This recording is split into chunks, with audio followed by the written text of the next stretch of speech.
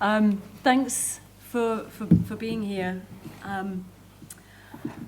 This is a really exciting day for me. It was an exciting time last year when Lizzie came and presented Regrouping. It was exciting for many of us in the lead up to it.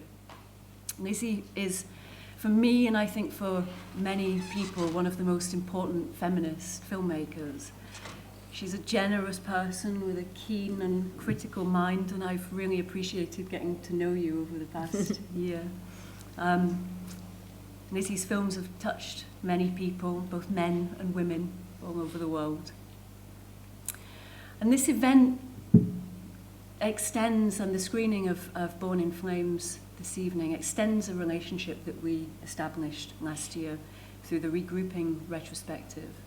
And as I said in the introduction to the film, that screening that I actually dreamt about in advance, I don't know if I told you about that at the time. I had several kind of nightmares about about that people would not turn up, or that things would go wrong, and in fact it went absolutely beautifully and couldn't have been better. But I think a lot of us were very excited to the extent of being anxious.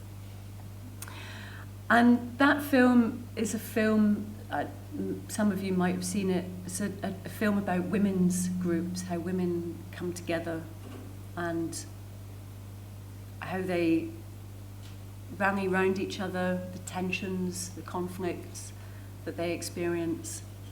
And what drew my interest to it, and drew Isla Lever-Yap's interest, my co-curator on that retrospective, was Jonathan Rosenbaum's, the film critic, the fact that he highlighted this as one of the key events of the 1976 festival.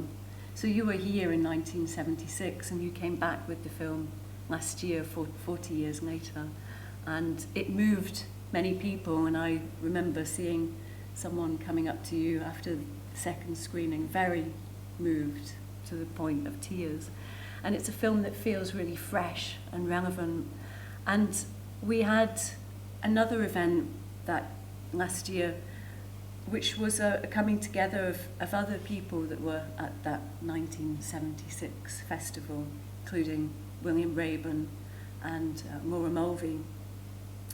And that was the day of the Brexit result.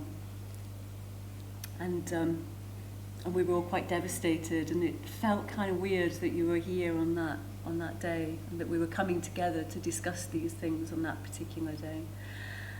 And then after that discussion, the day after, we had dinner, and we talked about Donald Trump and how preposterous it felt that he was here too. Yeah. On a golf course. In Scotland. Yeah. In Scotland.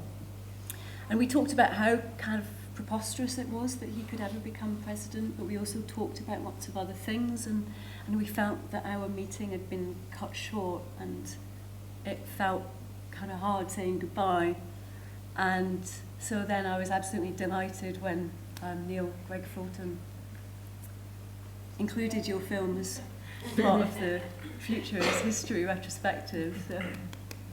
So thank you so much, because it gave me an opportunity, it gave us an opportunity to continue the conversations, to see each other again, and to have this event, and for everyone to come together again with you, Lizzie, and ask the questions that they didn't get a chance to ask last year. Neil asked me to put together some texts for the publication that he was producing as part of that retrospective. And I asked Lizzie for some response, and I think it took us a while to get the right question. But then you sent me a text that I thought was just incredibly to the point. You said it feels strange that the film was restored by Anthology Film Archives in 2016, which happens to be the call letters of Radio Ragazza, 2016 on the dial. 2016 inaugurated the Year of Rage in the USA and around the world. It's bizarre because I never intended for Born in Flames to be seen as dystopian. It looks like it is because New York has been cleaned up and the New York of the film is so gutted, so devastated, bomb destroyed, as if time in reverse. Seeing it now reawakens my rage. So little has changed. Speaking to women after screenings connects me to a younger generation, some of whom are politicised for the first time after a couple of generations of women who rejected the label of feminism. I'm stunned that Born in Flames has this relevance, and it is my turn to listen. Welcome, Lizzie. Thank you.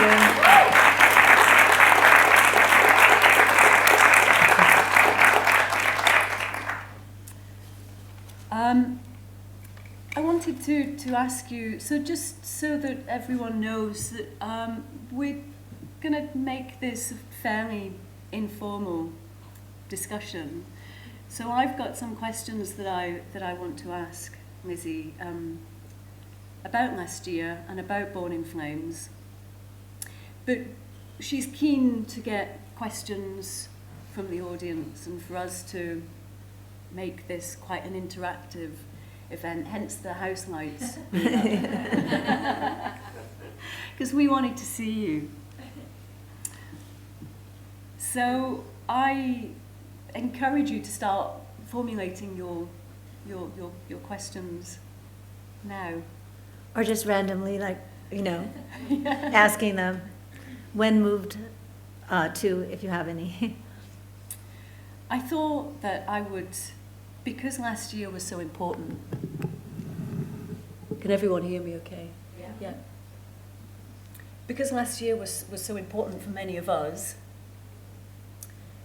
I wondered if you could say something about your experience of coming back to Edinburgh after 40 years and screening Regrouping. We talked a lot in the lead up to the event about both our anxieties, actually, about bringing back a film after 40 years, and there was a mixture of excitement and trepidation about how audiences would respond to the film. Would it seem relevant? Would they like it? What would they take away from it? And what did you take away from it? Well, first of all, I have to commend Kim on inviting it, because she invited it sight unseen. She had not seen the film because it only existed in one print, no DVD, nothing. So she, upon Jonathan Rosenbaum's review, she just said, okay. She invited it. And on my part, I was really unsure I wanted to show it, because I put it in the closet for, and I'm talking about closet literally, it was literally in my closet for 40 years, because, oh God, and I hate that word, 40 years, because I had such trepidation about showing it because of the original women's group it was about. They picketed it when I showed it at the Anthology Film Archives. And Amy Taubin, the critic, do you know who she is, Amy Taubin? She is an important film critic for the Soho News, and now for the Village Voice and other places. And it was also shown here. So it was shown at these two places. The women handed out flyers, and when it was here, there was a woman named Regina Cornwall who came and read a statement, and I encouraged them to do this because I wanted them to actually express what they felt. So Amy also wrote a piece for the Soho News, tearing it to shreds, and the next day after that, I went to a judo class, and I ripped up my knee and tore the cartilage. So even just before walking up the 4 steps of the stage, I was like really terrified, thinking, oh my God, please don't let me trip. I have no cartilage in my right knee. But anyway, I did not know whether I should show this film, but the AFI was doing an extensive catalog of all films made in the 70s. And they called one of the women in the film, who called me very paranoid and said, how do they know about this film? And I said, they know about it because it was written about by Jonathan Rosenbaum and Amy Taubin. So I thought I have to take control of the narrative, because otherwise some person who's never seen it is going to write about it, and who knows what he'll say. So I thought I have to show it again because it just has to be shown. And it's, being outed by some random person is kind of unacceptable. So that's why I decided to show it. But I was really coming to see if the audience, and I actually remember asking the audience, should I put it back in the closet? And my experience of it with not only the emotions of the audience, like the woman who was crying, was very moving, but also Laura Mulvey sitting in the front row, which was, oh my God, kind of frightening, who said the first thing, she was the first person who spoke, who said, this is such a beautiful film. And I had put it in the closet thinking it was such an ugly film, was really, to me, kind of shocking. So from that moment, and then showing it here and there, that one print, which is quickly becoming kind of really beat up, it kind of made me feel like maybe it should be shown, but I have to find a way to, the demand of the women in the film, there were 4, now there are 3, one of them died of cancer a few years ago, who I think might have said it's okay to show it because Marion Kajori, was a documentary filmmaker, and I think she would have understood, is to put black over their last names, even though they do say their names multiple times in the movie. I think it's more of an act of just their whatever. They want some control in that way. Although at one point I was talking to one of them about creating another film. They own it. They have the outtakes. They could make another film, but they've chosen not to. But it was really an important place and an important framework in which to show the film, thanks to Kim. Creating it, it was somehow a kind of return to the circumstances in which I first showed it.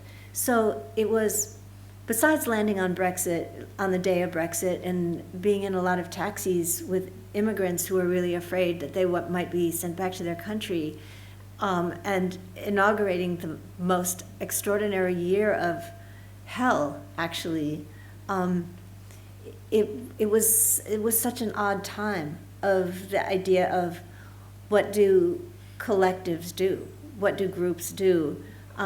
For me, it really did make a difference hearing what people had to say. So I thank Kim for taking this film on trust, because anyone else, even as I talked to little distributors back in the States about, well, what about this film? They say, well, you have to see it first. And I'm like, well, you really can't. You kind of have to take it on faith. So the anthology has said that they are going to apply for a grant to try to restore it, because it has to be restored first. But Kim took it on faith, and she is kind of amazing that way. And the strange thing was that we had so many conversations. We talked for so long on Skype about the film, and I was asking you questions about a film I'd never seen. And you were telling me all kinds of things, the context, the people that were in the film, what they said, where they went, and I constructed a version of the film in my head. And my fear was, oh my God, what if Kim hates it? It's like, oh my God, all this, and she'll hate it. So just imagine, there I am, and not only that, but I got the days wrong, and I got here a day late. So she had to introduce the film, and I felt like the biggest fool in the world because, they had to change the time. She introduces the film, and I'm thinking, oh my God, and she hates it. So, so thank God she didn't. It was turned out. I feel kind of responsible for my for somehow my bad dreams had something to do with this, creating this scenario. Well, it may have been my own fear too, that day jump where it's like, I think I misread the day I landed because there's always a missing day when you're flying from LA to Europe, and I'm like, okay, well, that day disappears. So wait, when am I going? I was planning on going the exact time the next day. They worked it out. They're geniuses. The Edinburgh Film Festival is so well run. It's amazing. You got here, so that was the most important thing. And the film has stayed in my mind, actually stayed in my mind since last year. So that was your first feature film, and you were hurt by the response. Devastated, so devastated that I pretended it didn't exist.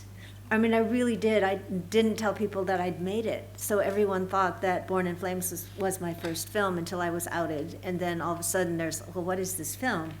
And no one can see it. So, but then, because of that, the weirdest things have happened. There's a woman who's in LA now, who's doing her doctorate on it. And it was like, she wrote to me and asked if she could like call me on the phone. And I said, well, I'll be back on Monday or so. And I said, of course, I'll meet with you. My God, you're flying all the way to, it's being stored at UCLA now because it's just this one film. It's no longer in my closet.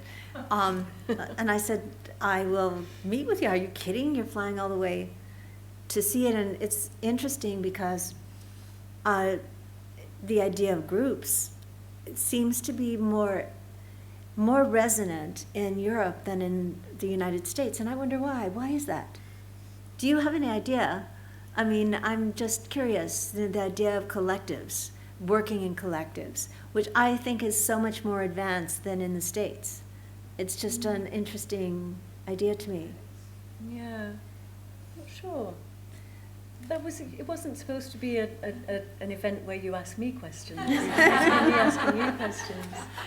Well, in any case, that did continue into the method for Born in Flames. Yeah.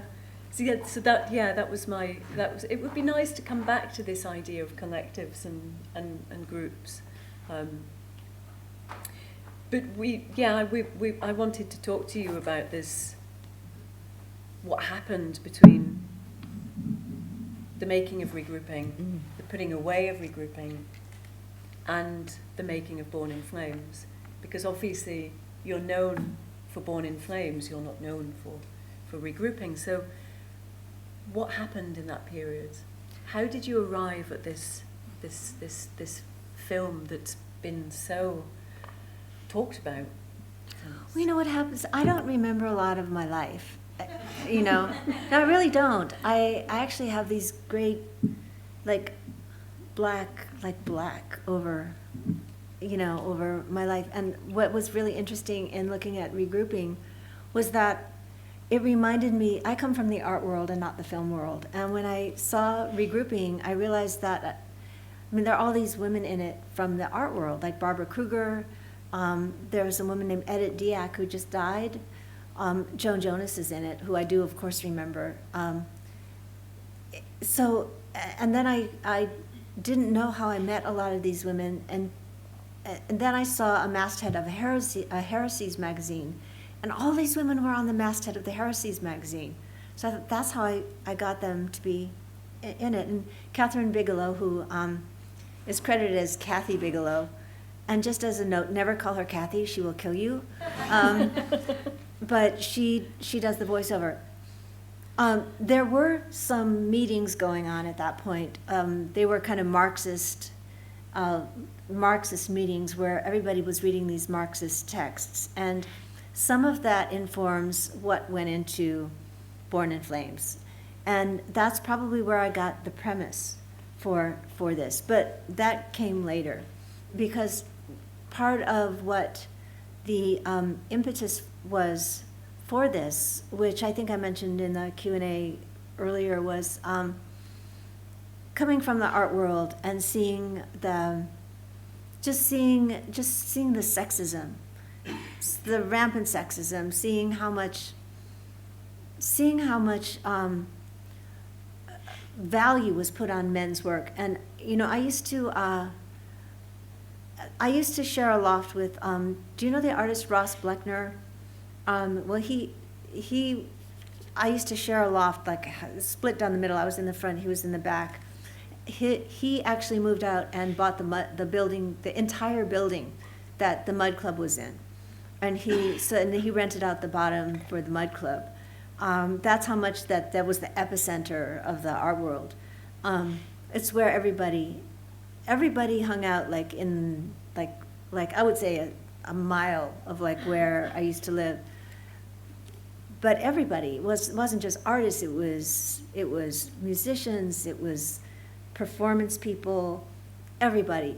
So, but at the same, and filmmakers, I mean, there were filmmakers like Scott and Beth B., Vivian Dick, Amos Poe, just everyone. But, so there was a lot of creativity going on, and you could actually, people were making films all the time, but even though that, and the artists that I was sort of involved with in the art world were making films. And at the time, I was working for Richard Serra, doing the sound for a film called Steel Mill.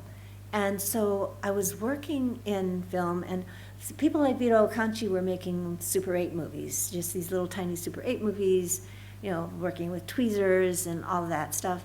But what I was also experiencing was kind of radicalization through like second wave feminism, and sort of everything kind of came together.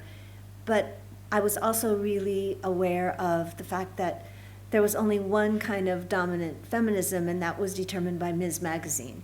And at that point, the big battle, the big one issue with Ms. Magazine was that they were putting like gay women in a secondary position because they felt that people would be put off by feminism as it was, because most of the culture felt that if you were a feminist, you were gay anyway. So they didn't want gay women to be in the forefront at all. So that was an issue. And everything sort of came together for me in the sense that I felt that that I really needed to separate myself, not just from the sexism of the art world, but also from the people who are making these films downtown, because a lot of them were about nothing. And in fact, there's a movie now called Blank City, because some of the aesthetic was about, oh, we're so bored, we're sitting around doing nothing, just kind of hanging around, you know, making movies that are about nothing. And it was a beautiful aesthetic, but I just didn't feel it was saying enough. And so I think some of the work was a little political, but I didn't feel it was political enough. It wasn't pushing enough, especially since Reagan was president. And I felt that women really needed to agitate more, but the feminist bourgeois, Ms. Magazine, felt utterly bourgeois to me.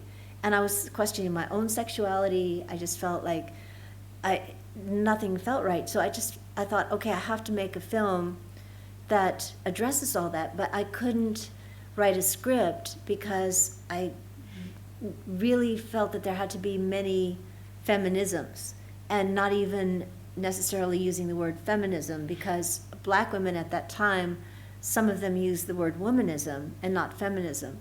So, but then going back to the idea of groups, the communist groups, they were all reading these Marxist texts that were sort of talking about the woman question. So in my head, I was thinking, well, what would happen if there was this kind of social transformation, and let's put the woman question secondary. Let's deal with all the men's questions, and then we'll deal with women. So I thought, okay, let's have a premise that there's been a social democratic cultural revolution, but now we'll deal with the woman question.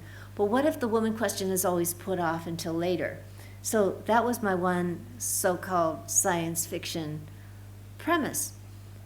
But I never really intended for it to be a science fiction movie. But the minute you set it in another reality, it becomes a science fiction movie. But it was like, okay, well, this will kind of be the premise, but I'll shoot New York just like it is. And so that's why it's so bizarre to look at it now, because it does look so bombed out. It looks like, oh my God, yeah, you spend so much kind of messing up New York. You spend millions of dollars. I mean, but what was so great about New York back then, it was like perfect. It was like a great film set. You just went out and you shot in all these buildings and you stole shots and you just kind of, the film cost $30,000. I'm sure the restoration cost a hell of a lot more than that, but that was the premise, and in some ways I see it more as a fantasy film, included. It was a fantasy film in some ways, about, in some scenes, more of what I would want to see, what would be cool, like the bicycle brigade. Maybe we should want to show that clip. Show the clip, yeah. Nice, the action scenes, exactly. But when you think about it, think how impossible that would be. Like, where would the women be waiting? How would they know that a rape was taking place? How would they all somehow telepathically come together? I mean, it would take thousands of women waiting, We talked about it in terms of, it's the feminist the feminist version of Superman. Yeah, exactly. How does Superman know what's happening? Right, exactly. So this was, for you, the connection with science fiction. Well, yeah, fantasy. Not so more fantasy because, and it actually reminds me of this past year going around with this film. Once it was restored, I was in Detroit, and there was a group of black women, and I was trying to get to a common denominator because these were women who refused to march in any of the big marches, those 500,000 marches, the million women marches, and they said, we won't do these marches because we do not agree with you as a white. They weren't objecting to the film. They were objecting to me as a person, as a white privileged woman. And they said, women don't turn out to our Black Lives Matter marches. And I personally was saying I would love to, but I don't know where they are. And I would do all that. And I said, but can we agree on equal pay for equal work? And they said, no, that's not on the top of our agenda for various reasons. Patriarchy is not a word they use because of their family structure. What we finally got down to was no woman should be raped. That got everybody, we could agree on that. And so it took me back to this scene. And the idea that this is something we could all agree on. And also, it took me back to, I had found a diary, and I've never spoken about, this is the first ever I've spoken about this diary from 1979 and the idea of how this film started and why it took so long. I started with the concept of a woman's army, and it started with Catherine Bigelow, Becky Johnston, who wrote Prince of Tides and 7 Years in Tibet, and Pat Murphy, who is an Irish filmmaker.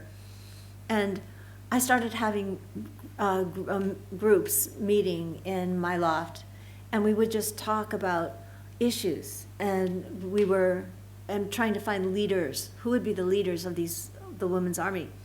And everybody came up with different ideas. And I just remember writing about how, Catherine was upset because she was actually really ahead of her time. She wanted to have meetings about computer centers and trafficking. She wanted to have meetings about trafficking. That would have been so ahead of its time. I should have listened to her, actually. But she was always ahead of her time. But it ended up that the Rape Crisis Center ended up being the one that we chose, and we shot that. But the idea of rape and rape culture has ended up being an enormous subject in the last year, with Donald Trump in the bus talking about groping women's pussies. And the idea that it was locker room talk was never analyzed. And to me, that is shocking, that the idea that, oh, it's locker room talk, that's okay then. It's not okay. That's where rape culture comes from. So the idea that, people are talking about, well, the issues in this film are the same as they were 35 years ago. Well, no wonder they're the same, because those kinds of ideas have not been analyzed or squashed. That it's okay to have these ideas in men's heads.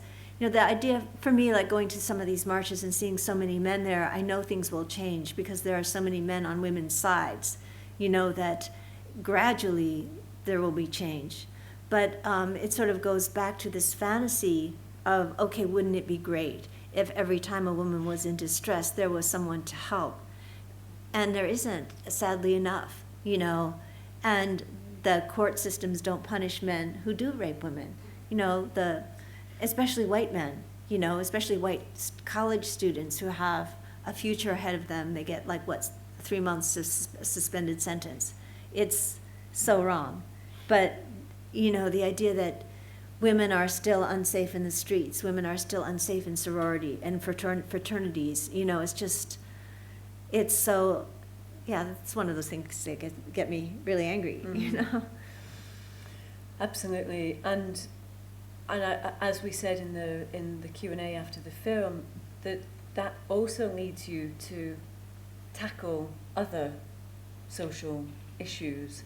I mean, to say that the film is about feminism, I think more and more is to reduce it down. And I think the complexity of the film is really there in its questioning of how we deal with discrimination, how we deal with inequality, how do we deal with a social system that is broken? How do we rise up? How does the question the comment that you made in the Q&A, what do we do? How do we move forwards? And I thought actually in relation to that we might show the second clip. Oh, okay. Oh, yeah, okay. And then we can we show clip 2, please?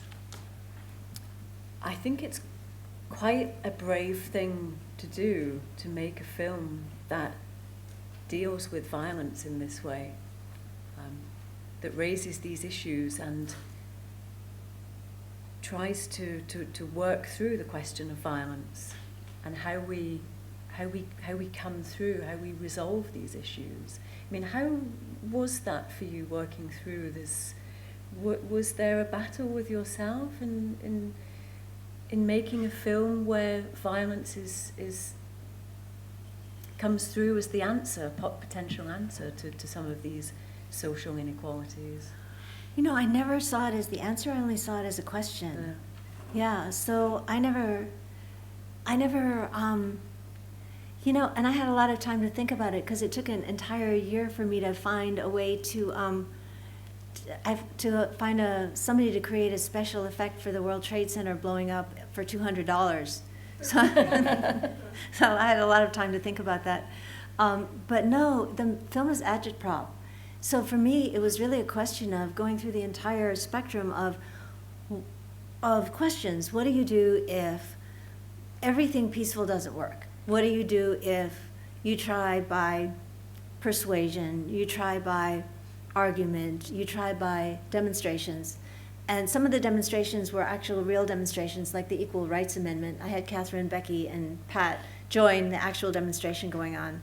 Some of them, like the secretary's strike, was fake. We just put that on and other people joined in. They were like, oh, give me one of those signs. Yeah, I want to march. So it was really interesting to kind of mix fiction and reality. Yeah. So it was really about the idea of if someone dies in jail like that and it's covered up and nobody does anything about it. I mean, the irony, as I've mentioned before, is that the World Trade Center, they only blew up the World Trade Center transmission tower, which did block all the radio signals. The truth is, even on 9/11, when the real, oh my God, I was heartbroken when the real Trade Center was blown up. I mean, heartbroken. But the truth is, all the radio signals did go down at that time because the tower, it was the transmission tower. These days, you wouldn't have to do that because you have an iPhone. You know, so that would be unnecessary. You wouldn't have to go through all that to get your message across. Mm. But the whole point of it was, as you know, as Pat Murphy, as one of the newspaper editors says, is that we have to take control of the language. We have to take control of describing ourselves. And if it took blowing up property, if you notice, there's no individual person who gets killed. There's no blood.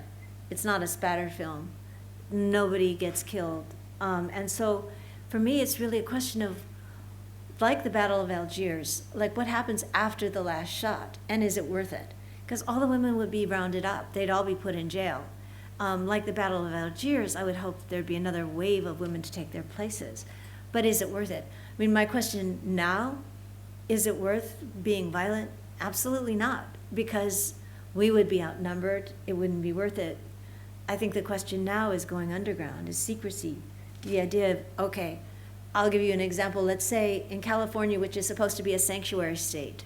Well, it's not, because the immigration, ICE comes in, a father drops his kids off at school, he's immediately arrested for whatever, and he's sent to a deportation center. They arrest people in jail. They're going to court. They're grabbing people in court.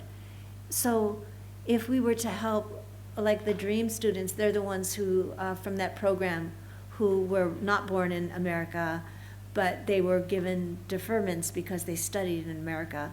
That's gone. We could help by sheltering them, by helping them. But I think it's like the Underground Railroad, during the days of slavery, it would be more effective than violence. So unlike what Flo Kennedy says, well, we have the right to violence, it's like the right to pee, I think it's not the time to pee yet in America, because we're outnumbered. So for me, it's a question of asking ourselves and each other the question, when is the right time, rather than saying that's the answer, because I think that's the question. I think that's the function of agitprop, is not, so it wasn't a soul-searching thing for me. It was more like, let's make this proposition. Let's see what this proposition will create in terms of dialogue. So it's more a question of creating the dialogue and seeing what people say once the proposal is made and put out there. So although what is funny is that it has created interesting paranoid situations, like Adele Berthet, who plays is in Radio Ragazza. She teaches music in prisons. And one prison was really late getting back to her, and she says, it's because of that goddamn film. It's like we are on FBI lists, I swear. And she was so mad at me for like 2 months, and finally it came through. And I said to her, Catherine Bigelow would not have won an Academy Award if she was on an FBI list. I'm telling you, this is too little a film to be on anybody's FBI list. Besides, I would have gotten busted for the music long ago. It's like, please. So she finally, it's just the red tape in prison. So she's back teaching music in prisons, which is great. But yeah, it's much more a question of, and brave, that word did not enter my mind. So maybe there was a sense of urgency when you were making the film that prevented those things from... Well, when something takes 7 years, there's no sense of urgency. It's a different kind of slow urgency. Well, you know what it is? It's more a sense there's more of a sense when you edit something and it takes 7 years. There's more a sense of logical progression. You kind of go from one step to the next. You kind of go, well, what's the next step? And then you see it as a piece in a jigsaw puzzle. And that's also the way you kind of write it on the editing machine. Some parts are fiction, and some parts are improvised, and then you write a script from something improvised. Kim did ask me, and I will share this with you. She said, well, were some of the actors actually really drunk in those scenes? I'm going, well, I tried to shoot it when they weren't, but I realized that was not the case. So the drunk scenes stayed in.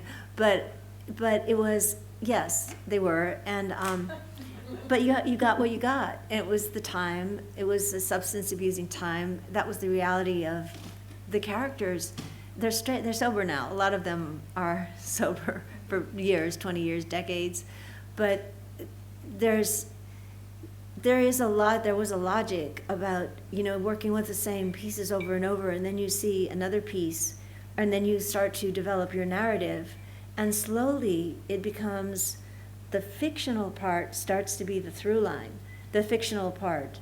Because at the beginning there were just a lot of women's meetings, and 1979, when I found this diary, I thought, oh my God, all I have are fragments that without a narrative. I have fragments, they'll never go together. And the interesting thing, that diary opens with me having shown the fragments to this. Do you know who Sylvain L'Étranger is, who runs Semiotext? Well, anyway, Chris Kraus, who wrote I Love Dick, is really big right now. She used to be married to him. This was before she was married to him. He tore it to shreds, and I was so upset. I thought I had no film, but I had no through line. I had no narrative. And the narrative came later, and I hadn't met Honey. I hadn't met the woman who plays Adelaide Norris, who I found at the YMCA playing basketball. And so eventually I found the narrative. But once I had the narrative, it became logical. And so the logic became, okay, what's the next step? And the next step was they have to, here's another thing. Some things came by chance, like the guy who plays the newspaper editor, his brother went to the Southern Sahara and came back with that amazing footage. Mm-hmm. It was real. That stuff was real. I was the only person in the world to possess it. So I had to put that in the storyline, and then go to the tip of Manhattan, which was still a beach. It was called, it was a landfill. But I matched Adelaide Norris with black and white video, seeming to talk to one of the gorillas. Okay. And so that became part of the narrative. Yeah. So I sort of worked all these chance findings into the narrative. And so by piecing it all together slowly over time, it became the narrative.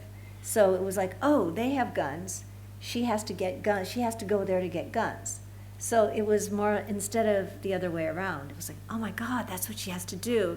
She has to go get guns.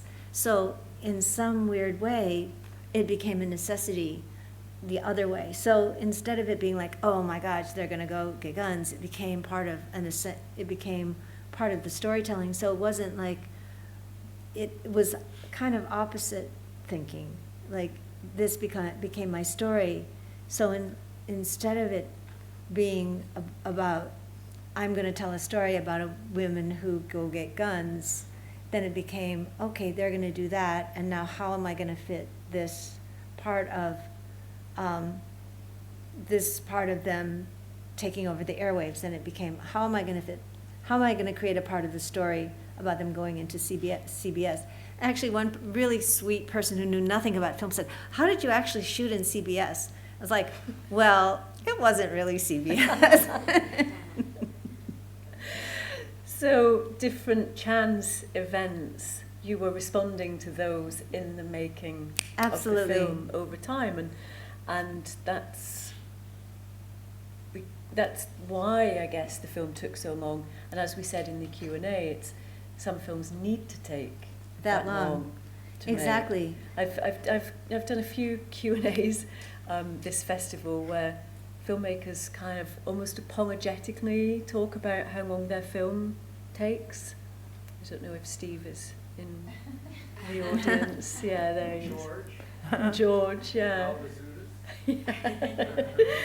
And for me, it's sometimes, as I said, after the Born in Flame screening, a film requires that form of working through, thinking through, and I think we live in a society where people apologize too much for things taking too long. And maybe we need to embrace that more. I would have worked on this. I actually wanted to work on it longer because I felt that there were not enough Latinas or Asian women in it, and there was a language problem for me because I couldn't communicate with them. But at a certain point, Ulrich Gregor from the Berlin Film Festival saw it on the editing machine and said, well, if it's done in February, it'll be in. And I thought, okay, enough is enough. Just finish it, get it out there. And the Berlin Film Festival felt like a dark, edgy festival, and this felt like it fit. There's just something about the spirit of that festival. Didn't feel like over-commercialized, and it felt like it could be understood there. This kind of this kind of filmmaking, which was kind of experimental and not exactly a straight line narrative. It was a straight line narrative, but it also had other elements in it. Did you go to Berlin at the yes. time? Yeah. Can you remember what the responses were to the film? It was very positive. I mean, it showed at the Berlin Festival and also in the Women's Film Festival in Sceaux in France. And it got awards in both, but kind of some weird award in Berlin. I can't even remember what it was. Some jury award, and then it got the best prize in Paris. But it was seen as a very kind of edgy, small, independent film. So I was thrilled because, people always say, well, when you make a film, who is it for?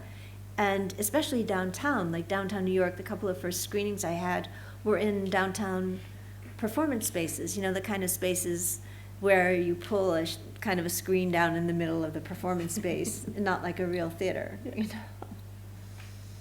It feels like it responds to that kind of environment, though. I mean, it's an exciting film for me because it's so formally inventive, like Regrouping, as Laura Mulvey highlighted in the Q&A last year. There's something deeply sensuous about the way that you engage with the images, the constant movement, the constant cutting between one thing and another. There's an energy. Well, I got so tired of long, boring art movies. I love Jean Dielman, for example. But it's like long. You just sit there and it just goes on and on and on. And I know there's a movement now for like making time, like long movies. But the other thing too is because there were a lot of speeches in this, I thought, okay, not only did I want there to be a lot, conceptually, I wanted there to be a lot of voices so that you could hear a lot of women's voices at the same time, because I did not want there to be a dominant voice. And the 3 newspaper editors, they were kind of mocking themselves. They don't actually believe what they said. They're actually mocking that position. But I wanted there to be parallel voices and sometimes at the same time. But I also wanted there to be music tracks, so the music itself would be voices in and of itself, so that if you heard what Isabel was playing on her radio station, that would be a voice, kind of punky, kind of like druggy, kind of whatever. And then what Honey was playing on hers would be kind of more, R&B, kind of churchy, whatever. That would be a voice. Then I also wanted it there, so if you just got sick of hearing like speeches, you could like tune them out, not even listen to them, and listen to the music instead, because I wanted there to be kind of this movement toward like activism. So if you just came out of it with this idea like, oh yeah, let's do something, I'd be like thrilled. Like if that's the only thing you got from this movie was, oh yeah, let's go do something, and didn't even hear a word, that would be like fantastic. So it was part of that. But also when you're editing something for like 7 years, you get really bored with it. So you're like, okay, let's just make it move faster. And even when I see it now, I'm thinking, oh God, I should have cut that shorter, But it was that feeling. But it was definitely a response to some of the stuff that was going on downtown. I mean, as much as I love Vivian Dick's work, as much as when I see it now, when I saw it then, it was like, oh my God, it's like, that 12 minutes could have been 6 minutes, It's like, it was somehow I didn't get in my head at that point the idea of just sit there and experience it. But I think it's because I wasn't doing the same drugs as everybody else.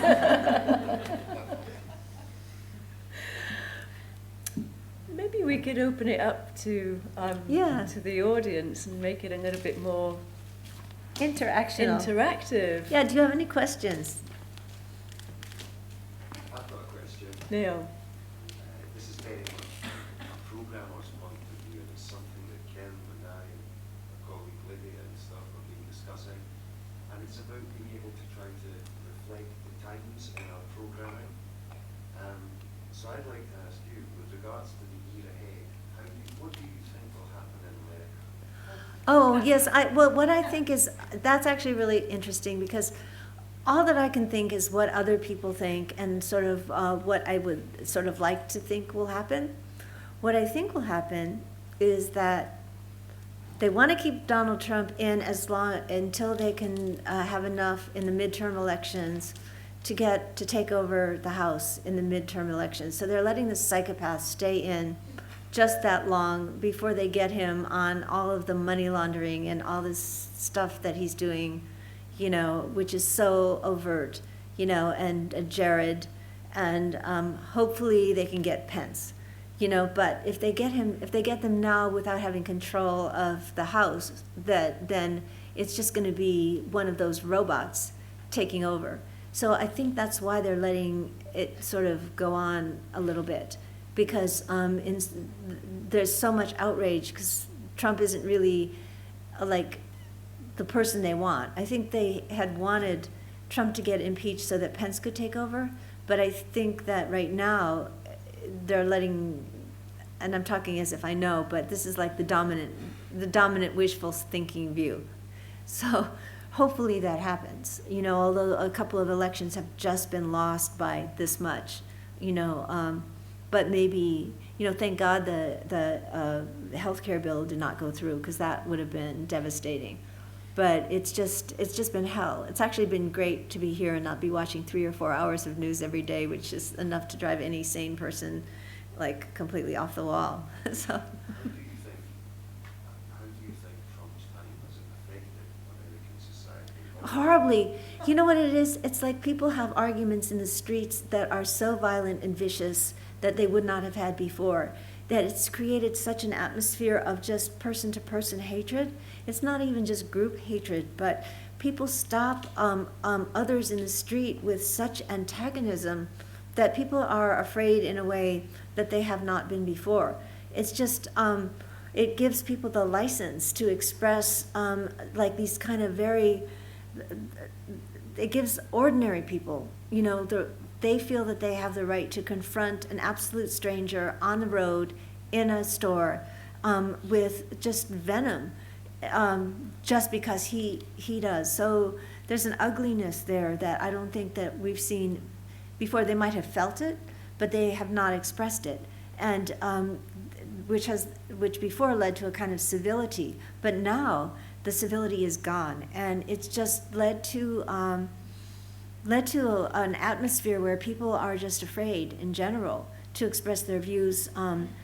It's ruined friendships. I mean, I know that I myself am like, I had to cut off like a friendship when I heard somebody voted for Trump, and I don't dare even talk politics with most people because I'm afraid I won't have any friends left. I mean, I can't imagine any friend of mine actually voting for Trump and having been my friend before. Like, who were they?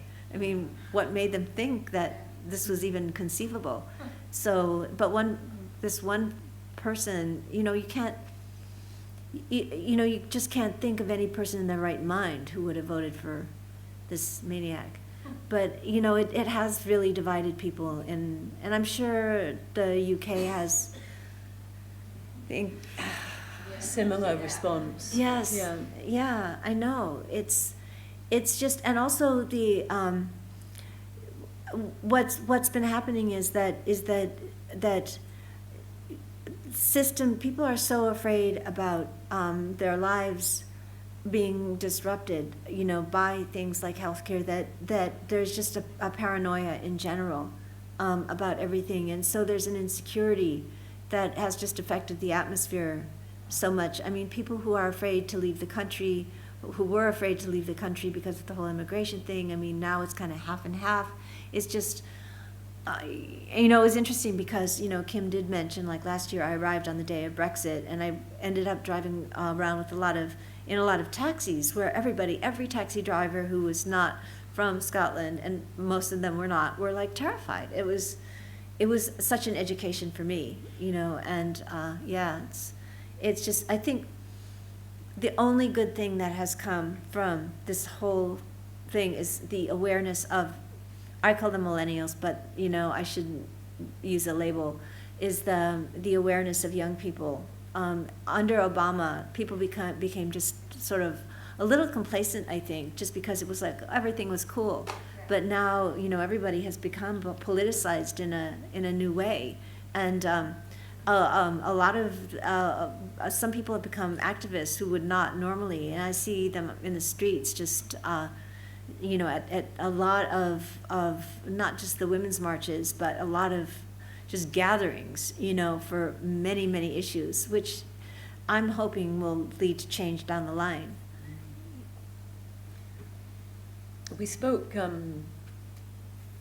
know that there's some arms coming up, but I just wanted to mention that we spoke after Born in Flames, and I asked you about making this kind of film now, and we've had these conversations before, and your response is often that you're not Michael Moore, and that's not the kind of work that you do, or that's not the way that you see yourself as an artist. But these events that you're talking about, and you talk to me, we talk to each other about them so passionately, and I can't help thinking, isn't there some kind of drive in you to make a similar kind of film as Born in Flames? I mean, I almost want to say to you, make something, please. Well, you know what it is? I don't feel like I'm at ground zero. I think New York and feminism was ground zero in a way, because there were so many artists and so many creative people in a certain place, and it's gone. That place is gone. I think that there are ground zeros in other places, and I think that there are people in those ground zeros whose lives are actually being affected by world politics. And I think that the equivalent of this is being made somewhere, and we'll hear about it. It'll emerge. I live in West Hollywood. That is that's not a ground zero for anything. I think that like the intersectionality, oh my God, that's a new word, but people ask me about, what do you think about intersectionality? And I go, oh my God, it's like this hopefully displayed a kind of pre-vision of intersectionality. But,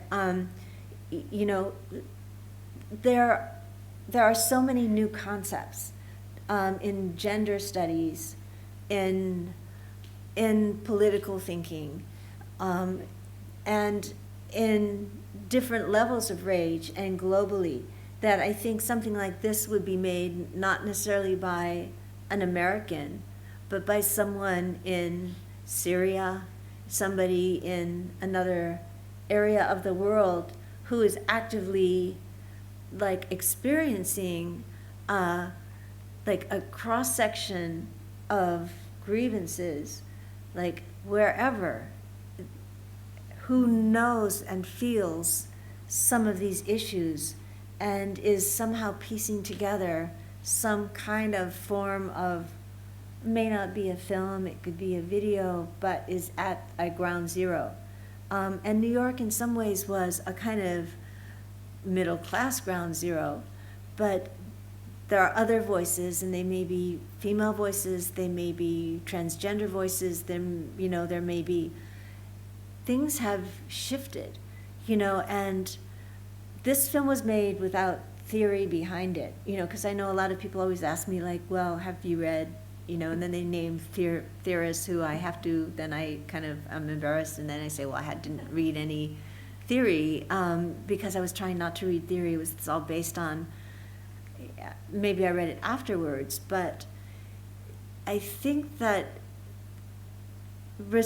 it was based on anger, but then when you work on something for many years, your anger isn't there anymore. All you're doing is being some kind of an editor and a collector of pieces of things, and then you have to be cool-headed to edit for a long time, with your ideas. And basically what you are is a chaser of people, because you're gathering them together to make a shot.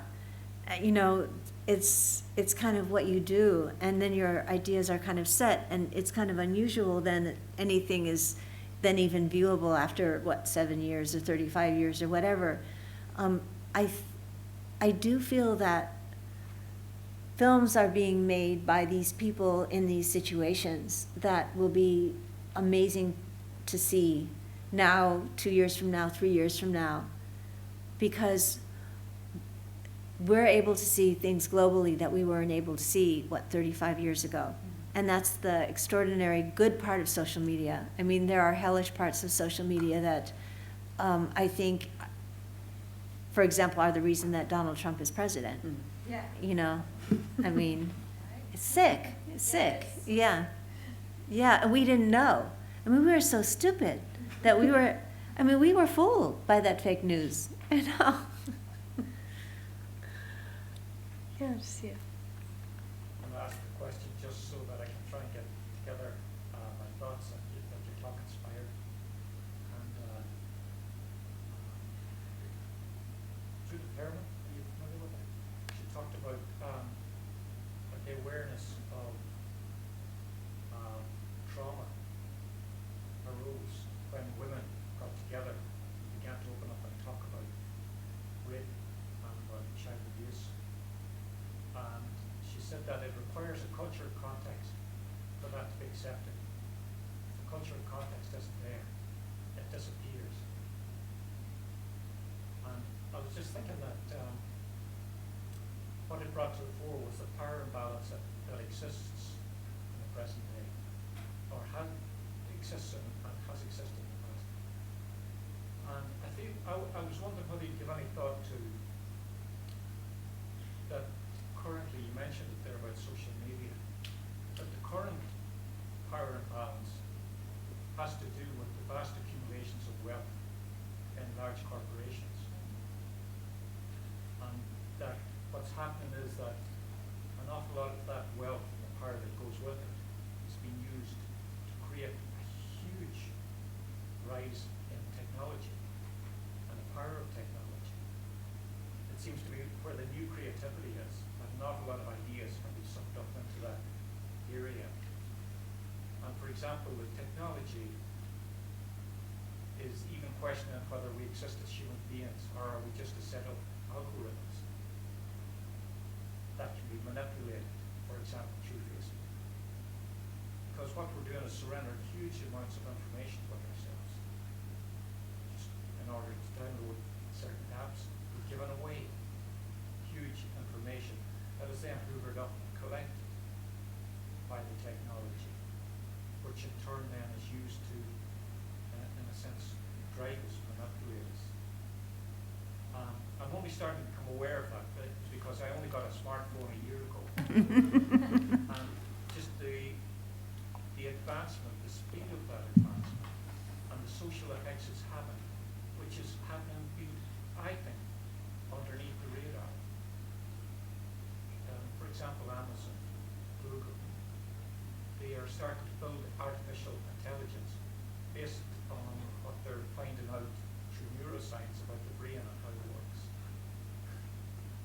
I don't know if I made myself clear, but those are a lot of thoughts that you're talking and prompted. I wonder, is it really any more about men and women? Is it even about minorities and so on? Where is the power currently? Who holds it? You know what? I think that if you should make a film about that. I'll just give you one example because that's such a huge topic that it's either a book, a doctorate thesis, or a movie that you should make. But I'll give you one example that really freaked me out. You should know before I give this example that I am a pro-pornography feminist. That I use the word feminist because I am a feminist. I've always been a feminist, although I will gladly drop the word if somebody objects to the word feminist and would rather call themselves something else. Like if I'm speaking to someone and they say, I hate the word feminist, I'll say, okay, let's call it something else. We'll just switch the word out. I was doing research on something and I created I don't have a Facebook page of my own, but for something I was researching, I created a false Facebook page using an image of a black woman that I had taken in a thrift store like 10 years ago, and I knew she wouldn't mind and whatever. She was black and sort of pretty, and I just used a fake name. All of a sudden, Facebook created an algorithm for her, and I started getting all of these friends, they suggested friends for her. All the friends were either shop workers or hookers. And all the messages she got were like guys who were showing off their dicks. And they created all this stuff based on, and I gave her a high school education. It was disgusting. They created an algorithm for what they thought her friends would be, and it was horrible. If I had put a white face and given her a little more education, the algorithm would have been different. Then finally they busted me, and they tried to give me a quiz on who her friends were, and of course I didn't know any of them, so they took the page down. But what I was trying to do, actually, I was writing something, and I wanted dialogue, real dialogue, but it was disgusting how they used an algorithm for people. And it was like, I realized that it's just a big machine, but it kind of feeds into what you're saying, which is that, and that's one of the reasons that I never wanted a Facebook page, was that I just realized that I would be a cog in, what you're saying is just so extraordinarily brilliant, and that I don't know how one would make a film of it, but you should actually write about it more. You should what you're saying is a great question that actually has no answer, except my experience of it has been more anecdotal than philosophical, but when I realized that, I realized how corrupt it was, that they would pin this sweet face. She wasn't even a sexy girl, she was a sweet girl. And it was like, all of a sudden I'm getting these like guys showing off their dicks, and like hookers like wanting to make friends with her, and I'm thinking, whoa, that's just not right. And it was within days that all of a sudden she had 300 friends who were all within a certain demographic. And I didn't know how this was possible. So I just thought that that if people knew how much they were being manipulated, like I know how much I'm manipulated whenever I buy one thing, how I'm targeted, and I sort of accept that, because this is, and I have different identities for that. I don't use my even semi-fake name, I use I have like several fake names, but it's really, do we accept that? I have friends who rail against it, but it's useless. We either live like completely isolated from modern life, or we don't. But congratulations on holding out for I know people who still use flip phones. Welcome to the modern age. Was there another question, Steve?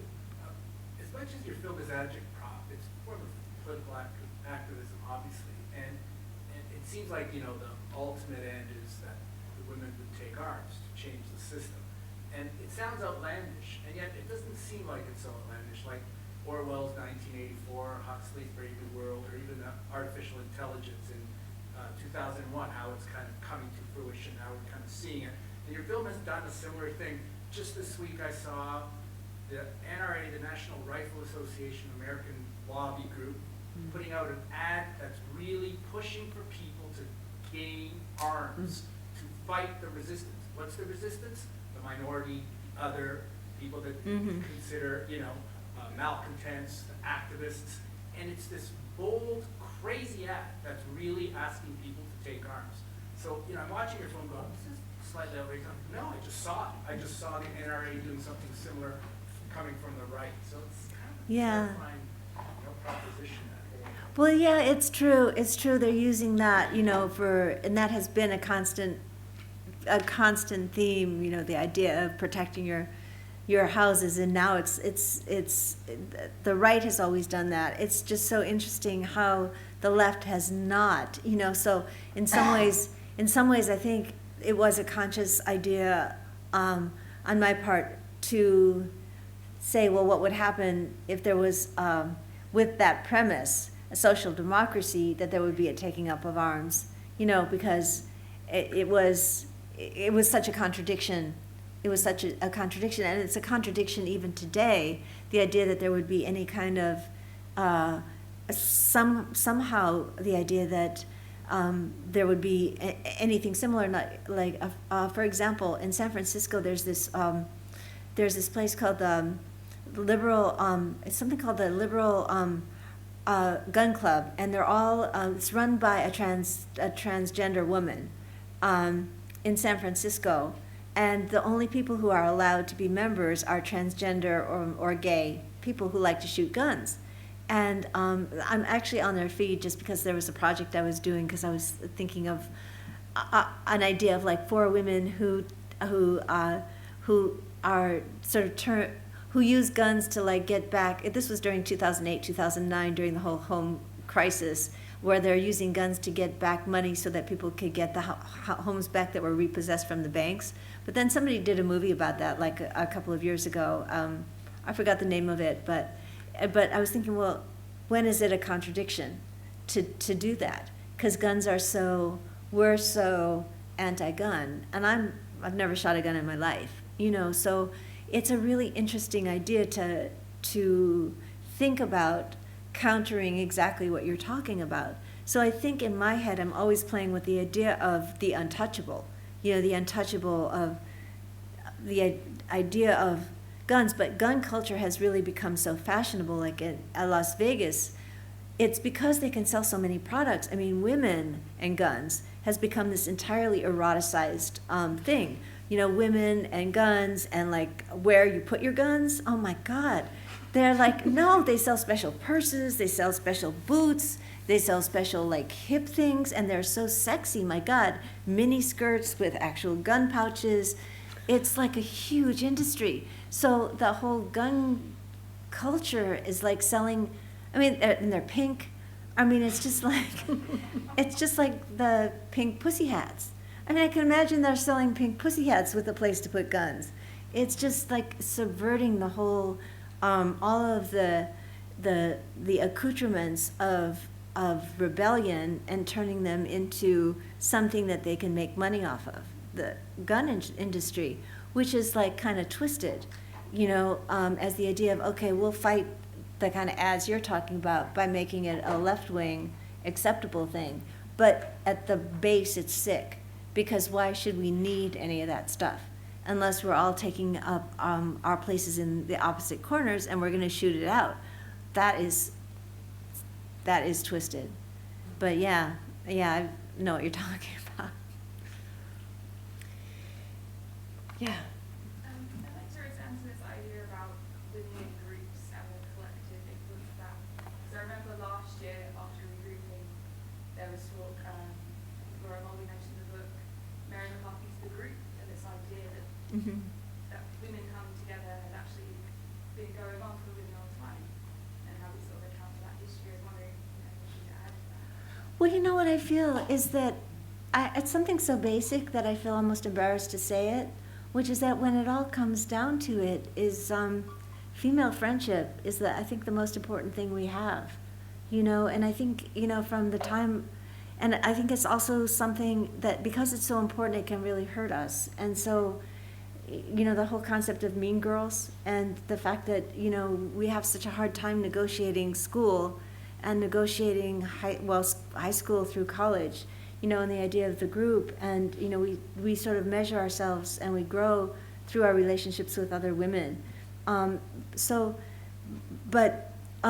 For me, the idea of any kind of group is so essential, because I think without women's support, we can't get anywhere in this culture. And then specifically taking it to the film industry, one of the things that I'm really heartened by is that as more and more women enter like film, I see women giving each other more support, than my generation did. That women in their 20s and their 30s are actually, there's this group called Film Fatale in New York and in LA. They have meetings and they share information. And so because of that, I think there will be more women filmmakers coming out of that, which will help. And given that it gradually, the idea of how women's sense of ourselves will change, the more women control the production of images, and the more images change with more literature, the more the more books, the more, and well, videos, the more actual movies that are made, the better it is for us. So, but the idea just of groups in themselves, I think it's so important to have people who you can count on for not just reflection, but criticism, but positive criticism. So I just know in my life, and in every woman who I've ever known in her life, the idea of having friendship, whether or not it's like a formal women's group, it's been so essential, sometimes more often than like when something transcends into like a relationship, whether it's gay or straight. It's just been so important, in one's evolution all through life. They've even done studies, on how important that is. But I think on a creative level, reading groups, script reading groups, just groups in general, are essential. And I think at times where one is like too solitary, it's just really hard to know where one is in general. I mean, it's easy to sort of isolate even when one does work. I don't know. Does that answer your question, or are you part of any group? Yeah. What kind of group? Program films by women. Oh, that's fantastic. That's fantastic. Well, have you noticed that women support each other in terms of in filmmaking? Yeah.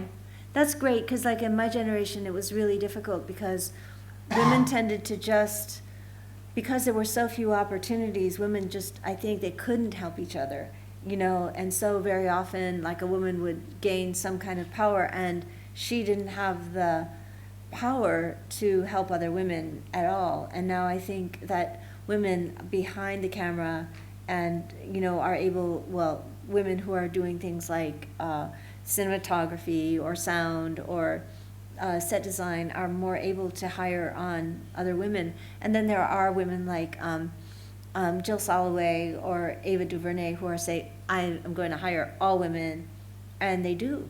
And that's sort of starting to change the face of how films are made. And it's funny because Jill Soloway's talking about the female gaze, and I'm thinking that is an outmoded concept, because that's really talking about objectification of the female as seen.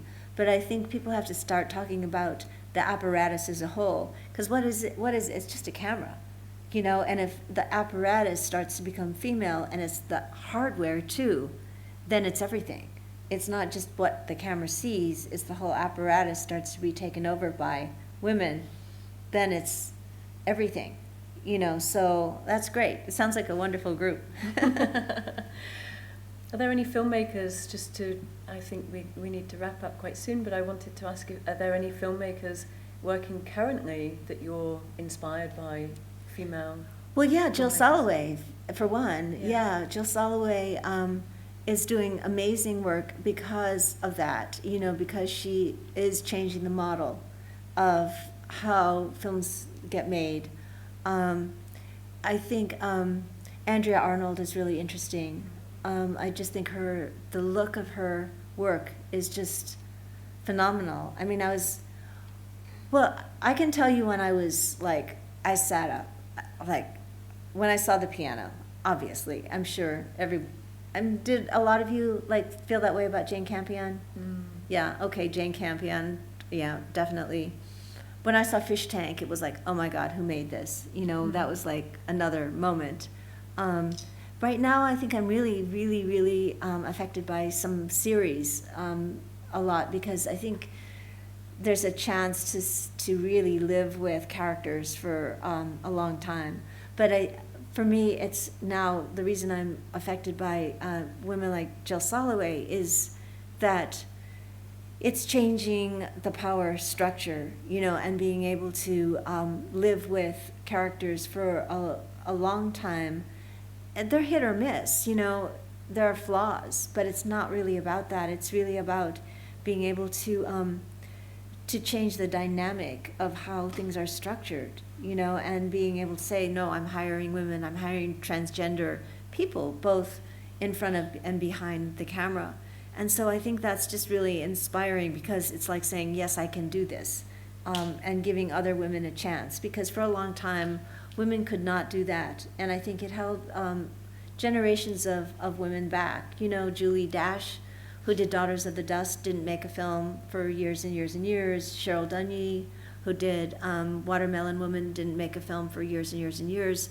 You know, it's like, so I identify with those women, you know, because if you make a radical film or you are interested in radical ideas, you just don't get to do that very often, you know. And then, you know, Ava DuVernay also, she has a series, Queen Sugar, which I actually think is a little bit kind of soap opera-y for my taste as a series, but she too is only hiring mostly women of color to direct episodes, so she's helping like further their careers, and that's actually really admirable. So, you know, for me, a lot of times it's not so much what I see as actual material, it's more the concept of what women are doing for each other. You know, I don't think it has to be programmatic down the line, like, oh, you have to hire women necessarily just because it's like your politics. I think you could do what's best for a vision. But I really do admire these women for being able to push to that extreme, because once you do that, you can't take it back, and it puts it in the head of other directors. And I see that male directors are starting to do that as well, hire more women. And it's not because there's a gun to their head. It's because they start to see that women can do it as well. You know, it's, although, of course, I'm talking about like much more traditional like stuff. And I'm drawn, I think, to more edgy, slightly underground material. But I think things are definitely changing. And so, you know, I think it's great that you're doing that group, and sounds like some of the rest of you must be doing or involved with groups like that as well, which is amazing and wonderful. Well, this has been, the whole experience has been amazing and wonderful this year and last year, and I want to thank you, Lizzie. It's been a great pleasure. Thank you for being here, and thank you, everyone.